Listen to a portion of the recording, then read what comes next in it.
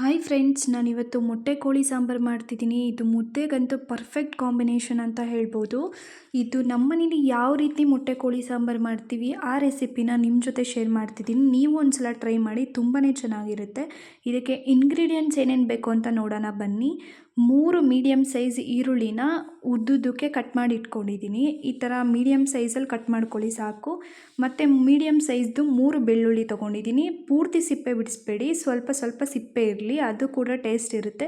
ಮತ್ತು 2 ಇಂಚು ಶುಂಠಿ ತೊಗೊಂಡಿದ್ದೀನಿ, ಅದು ಚಿಕ್ಕ ಚಿಕ್ಕದಾಗಿ ಕಟ್ ಮಾಡಿ ಇಟ್ಕೊಂಡು 1 ಇಡೀ ಆಗೋಷ್ಟು ಕೊತ್ತಂಬರಿ ತೊಗೊಂಡಿದ್ದೀನಿ. ಕಾಯಿನ ಅರ್ಧ ಬೌಲ್ ಆಗೋಷ್ಟು ತೊಗೊಂಡಿದ್ದೀನಿ. ಮತ್ತು ಖಾರದ ಪುಡಿನ 2.5 ಸ್ಪೂನ್ ತೊಗೊಂಡಿದ್ದೀನಿ. ಮೆಣಸಿನ್ಕಾಯಿ ಹಾಕೋದ್ರಿಂದ ಖಾರದ ಪುಡಿ ಸ್ವಲ್ಪ ಕಮ್ಮಿ ತೊಗೊಂಡಿದ್ದೀನಿ. ಇದರಲ್ಲಿ ಚಿಕ್ಕ ಸ್ಪೂನಲ್ಲಿ 1 ಸ್ಪೂನ್ ಆಗೋಷ್ಟು ಗಸಗಸೆ ತೊಗೊಂಡಿದ್ದೀನಿ. ಮತ್ತು ಚಕ್ಕೆ, ಲವಂಗ, ಕಡಲೆ ಎರಡನ್ನೂ ಸ್ವಲ್ಪ ಸ್ವಲ್ಪ ತೊಗೊಂಡಿದ್ದೀನಿ. ಮತ್ತು ಧನಿಯಾ ಪುಡಿ ಬಂದು ಪ್ಯೂರ್ ಧನಿಯಾ, ಬೇರೆ ಸಾಂಬಾರು ಪೌಡ್ರದ್ದೆಲ್ಲ ಮಿಕ್ಸ್ ಇಲ್ಲ. ಬರೀ ಧನಿಯಾ ಪೌಡ್ರ್ ಆಗಿರೋದ್ರಿಂದ ಈ ಕಾಫಿ ಕುಡಿಯೋ ಗ್ಲಾಸಲ್ಲಿ 2 ಲೋಟ ತೊಗೊಂಡಿದ್ದೀನಿ. ಮತ್ತು ಮೆಣಸಿನ್ಕಾಯಿ 8ರಿಂದ 9 ತೊಗೊಂಡಿದ್ದೀನಿ. ಯಾಕಂದರೆ ಖಾರದ ಪುಡಿನೂ ಹಾಕ್ತಿದ್ದೀನಲ್ಲ, ನೀವು ಖಾರ ನೋಡ್ಕೊಂಡು ಹಾಕಿ. ಚಿಕನ್ ಬಂದು 1.5 kg ಆಗೋಷ್ಟು ಮೊಟ್ಟೆ ಕೋಳಿ ಸಾಂಬಾರಿಗೆ ಇದು ಇಂಗ್ರೀಡಿಯೆಂಟ್ಸ್ ನಾನು ತೋರಿಸ್ತಿರೋದು. ಇವಾಗ 3 ಟೇಬಲ್ ಸ್ಪೂನ್ ಆಗೋಷ್ಟು ಎಣ್ಣೆ ತೊಗೊಂಡಿದ್ದೀನಿ. ಮತ್ತು ರುಚಿಗೆ ತಕ್ಕಷ್ಟು ಉಪ್ಪು ತೊಗೊಂಡಿದ್ದೀನಿ. ಇವಾಗ ಒಂದು ಮಿಕ್ಸಿ ಜಾರ್ಗೆ ಸಪ್ರೇಟು ಶುಂಠಿ ಬೆಳ್ಳುಳ್ಳಿ ಪೇಸ್ಟ್ ಮಾಡ್ಕೊಳ್ಳೋಣ. ಶುಂಠಿ ಬೆಳ್ಳುಳ್ಳಿ ಸಪ್ರೇಟ್ ಹಾಕ್ಕೊಂಡು ಈ ಥರ ಗ್ರೈಂಡ್ ಮಾಡ್ಕೊಳ್ಳಿ. ಇವಾಗ ಒಂದು ಪಾತ್ರೆನ ಇಟ್ಟಿದ್ದೀನಿ ಬಿಸಿ ಆಗಲಿಕ್ಕೆ. ಅದರೊಳಗಡೆ ಸ್ವಲ್ಪ ಎಣ್ಣೆ ಹಾಕಿ ನಾನು ಏನು ಮೆಣಸಿನ್ಕಾಯಿ ತೋರಿಸ್ದೆ ಅಲ್ಲ, ಆ ಮೆಣಸಿನ್ಕಾಯಿನ ಹಾಕ್ತಿದ್ದೀನಿ. ಈ ಥರ ಎಣ್ಣೆಲಿ ಫ್ರೈ ಮಾಡೋದ್ರಿಂದ ಟೇಸ್ಟು ಡಿಫ್ರೆಂಟಾಗಿ ತುಂಬ ಚೆನ್ನಾಗಿರುತ್ತೆ. ಅದ್ರ ಜೊತೆ ಈರುಳ್ಳಿ ಕೂಡ ಹಾಕ್ತಾಯಿದ್ದೀನಿ. ಈರುಳ್ಳಿ ಮತ್ತು ಮೆಣಸಿನ್ಕಾಯಿ ಎರಡೂ ಒಟ್ಟಿಗೆ ಸ್ವಲ್ಪ ಬಾಡೋವರೆಗೂ ನೀಟಾಗಿ ಹಂಗೆ ಫ್ರೈ ಮಾಡ್ತಿರಬೇಕು. ಫುಲ್ ಸೀದೋಗೋ ಥರ ಮಾಡಬೇಡಿ, ಸ್ವಲ್ಪ ಮೀಡಿಯಮಾಗಿ ರೋಸ್ಟ್ ಆದರೆ ಸಾಕು. ಆ ಥರ ಸ್ವಲ್ಪ ಮೀಡಿಯಮಲ್ಲಿ ರೋಸ್ಟ್ ಮಾಡಿಕೊಂಡು ಅದನ್ನು ತಣ್ಣಗೆ ಹಾಕಕ್ಕೆ ಬಿಡಿ. ಇವಾಗ ಒಂದು ಮಿಕ್ಸಿ ಜಾರ್ಗೆ ನಾನೇನು ತೋರಿಸ್ದೆ ಅಲ್ಲ, ಚಕ್ಕೆ, ಕಡಲೆ, ಲವಂಗ, ಗಸಗಸೆ ಅದೆಲ್ಲದನ್ನೂ ಹಾಕ್ಕೊತಿದ್ದೀನಿ. ಅದ್ರ ಜೊತೆ ಕಾಯಿ ಕೂಡ ಹಾಕ್ತಾಯಿದ್ದೀನಿ. ಇವಾಗ ಏನು ಕಾಯಿ ತೋರಿಸ್ದೆ ಅಲ್ಲ, ಅರ್ಧ ಬೌಲು ಅಷ್ಟನ್ನು ಹಾಕಿ. ಕಾಯಿ ಹಾಕಿದ್ರೆ ತುಂಬ ಟೇಸ್ಟ್ ಚೆನ್ನಾಗಿರುತ್ತೆ. ಹಂಗಂತ ತುಂಬ ಅತಿಯಾಗಿ ಹಾಕ್ಬೇಡಿ. ನಾನು 1.5 kg ಚಿಕನಿಗೆ ತೋರಿಸ್ತಿರೋದು. ಇವಾಗ ಅದನ್ನು ಎರಡನ್ನೂ ಡ್ರೈ ಆಗಿಯೇ ಗ್ರೈಂಡ್ ಮಾಡ್ಕೊತಿದ್ದೀನಿ. ನಾನು ಯಾವುದೇ ರೀತಿ ನೀರು ಹಾಕಿಲ್ಲ.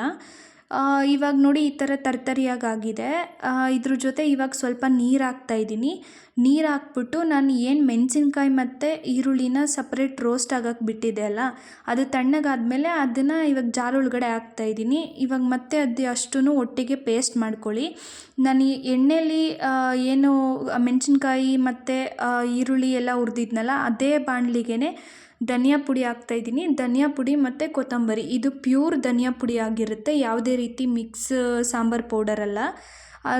ಪ್ಯೂರ್ ಧನಿಯಾ ಪುಡಿ ಹಾಕೋದ್ರಿಂದ ನಾನ್ ವೆಜ್ ಸಾಂಬಾರ್ಸ್ ಎಲ್ಲ ತುಂಬಾ ಚೆನ್ನಾಗಿ ಬರುತ್ತೆ. ಇದು ಎರಡೂ ಅದೇ ಬಾಣಲಿಲಿ ಫ್ರೈ ಮಾಡ್ಕೊತಾ ಇದ್ದೀನಿ.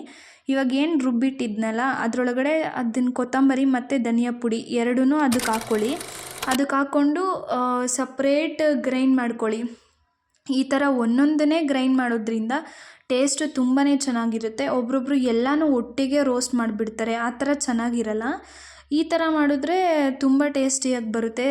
ಇದೇ ಪ್ರೊಸೀಜರ್ ಫಾಲೋ ಮಾಡಿ ಒಂದ್ಸತಿ ನೀವು ಟ್ರಯಲ್ ನೋಡಿ ಹೆಂಗಿರುತ್ತಂತ.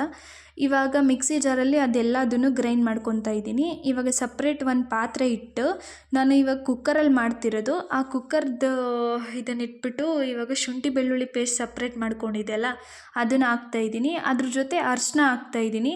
ಅರಿಶಿನ ಆವಾಗಲೇ ಹೇಳ್ಬೇಕಾದ್ರೆ ಸ್ಕಿಪ್ ಆಗಿತ್ತು. ಅರಿಶಿನನೂ ಹಾಕಿ, ಅರಿಶಿನ ಹಾಕೋದ್ರಿಂದ ಚಿಕನ್ದು ಹಸಿ ಸ್ಮೆಲ್ಲೆಲ್ಲ ಹೋಗಿ ಟೇಸ್ಟು ಚೆನ್ನಾಗಿರುತ್ತೆ. ಇವಾಗ ಏನು ಚಿಕನ್ನ ನಾನು ನೀಟಾಗಿ ತೊಳೆದಿಟ್ಕೊಂಡಿದ್ದೀನಿ, ಅದನ್ನು ಶುಂಠಿ ಬೆಳ್ಳುಳ್ಳಿ ಪೇಸ್ಟ್ ಜೊತೆ ಹಾಕ್ತಾಯಿದ್ದೀನಿ. ಸ್ವಲ್ಪ ಶುಂಠಿ ಬೆಳ್ಳುಳ್ಳಿ ಪೇಸ್ಟು ಬಿಸಿ ಆದಮೇಲೆ ಹಾಕಿ ಚಿಕನ್ ಎಲ್ಲ ನೀಟಾಗಿ ತೊಳೆದ್ಬಿಟ್ಟು ಅದನ್ನು ಹಾಕಿ ನೀಟಾಗಿ ಮಿಕ್ಸ್ ಮಾಡಿ. ಹೆಂಗಂದರೆ ಅದು ಶುಂಠಿ ಬೆಳ್ಳುಳ್ಳಿ ಪೇಸ್ಟು ಪ್ರತಿ ಪೀಸ್ಗೂ ಹತ್ತಬೇಕು. ಆವಾಗ ಟೇಸ್ಟು ತುಂಬಾ ಡಿಫ್ರೆಂಟಾಗಿ ಚೆನ್ನಾಗಿರುತ್ತೆ. ಅದ್ರ ಜೊತೆ ಉಪ್ಪು ಹಾಕ್ತಾಯಿದ್ದೀನಿ. ಚಿಕನ್ನಿಗೆ ನಾವು ಚಿಕನ್ ಹಾಕಿದ ತಕ್ಷಣವೇ ಉಪ್ಪು ಹಾಕೋದ್ರಿಂದ ಅದು ತುಂಬಾ ರುಚಿಯಾಗಿರುತ್ತೆ ಪೀಸ್ಗಳೆಲ್ಲ.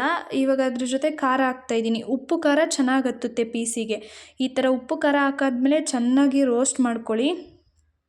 ಇದು ಪೂರ್ತಿ ಒಂದು 20% ಉಪ್ಪು ಖಾರದಲ್ಲೇ ಬೇಯಬೇಕು. ಆ ಥರ ಫುಲ್ ಎಣ್ಣೆ ಬಿಡೋ ಥರ ನೀವು ಚಿಕನ್ನ ರೋಸ್ಟ್ ಮಾಡ್ಕೊಳ್ಳಿ. ಇದನ್ನು ನೀವು ಚಿಕನ್ನ ನೀಟಾಗಿ ಹುರ್ದಿಲ್ಲ ಅಂದರೆ ಅದೇನಾಗ್ಬಿಡುತ್ತೆ ಸಾಂಬಾರು ಮಾಡಾದ್ಮೇಲೆ ಅಂದರೆ ಹಸಿ ಹಸಿ ಥರ ಅನಿಸ್ತಿರುತ್ತೆ.